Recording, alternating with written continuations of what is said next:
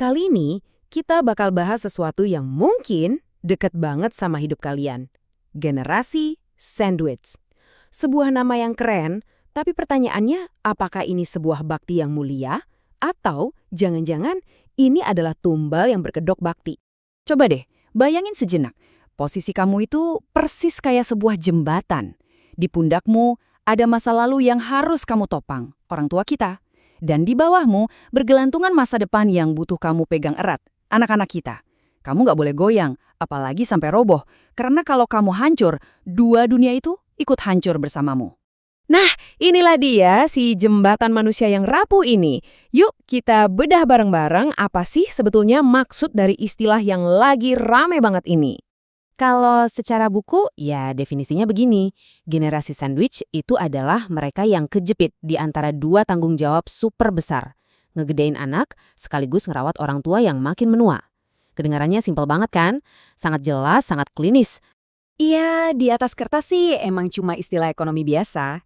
Tapi kenyataannya, buat yang ngejalanin, ini adalah horor psikologis. Ini bukan sekedar angka di rekening. Ini cerita tentang orang-orang yang terpaksa kehilangan hak atas mimpinya sendiri cuma demi jadi bantalan buat nasib dua generasi sekaligus. Oke, sekarang pertanyaannya. Kok bisa sih jebakan ini ada? Akarnya dari mana? Ini bukan cuma soal uang loh. Ini tentang sesuatu yang jauh lebih dalam. Sebuah hutang yang nggak pernah kita lihat wujudnya. Sadar atau enggak, di budaya kita, anak itu seringkali dianggap kayak investasi masa tua.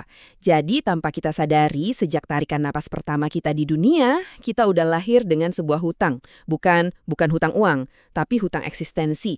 Hutang karena kita udah dilahirin dan digedein. Pasti familiar banget kan sama kalimat ini? Diucapinnya sih penuh cinta ya, buat ngingetin kita sama pengorbanan seorang ibu yang luar biasa. Lalu ada juga yang ini. Nah, kedua kalimat ini kedengerannya kan kayak ungkapan sayang ya. Tapi di alam bawah sadar seringkali kalimat-kalimat ini berfungsi kayak surat kontrak yang nggak pernah tertulis. Ini paradoksnya. Kasih sayang yang harusnya jadi sayap, malah kadang terasa kayak rantai yang nahan kita buat terbang. Terus apa yang terjadi kalau cinta dan tanggung jawab ini udah kelewat batas? Kalau udah jadi beban yang bikin sesak nafas, nah di titik inilah cinta yang tulus bisa pelan-pelan berubah jadi racun. Tekanannya itu gila, datang dari dua arah sekaligus. Dari atas, ada kebutuhan orang tua yang usianya makin nambah, kesehatannya mungkin menurun, dan butuh perawatan.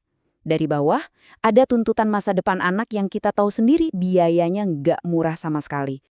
Akibatnya, ya ini harga yang harus dibayar. Kamu seolah jadi mesin yang nggak boleh rusak. Hobi yang dulu kamu suka, dipangkas. Keinginan buat beli sesuatu buat diri sendiri, dihapus. Rencana liburan ditunda lagi dan lagi. Pengorbanan ini dilakuin tiap hari, sampai-sampai kita lupa kapan terakhir kali kita ngelakuin sesuatu cuma karena kita pengen. Nah, ini dia poin paling pentingnya.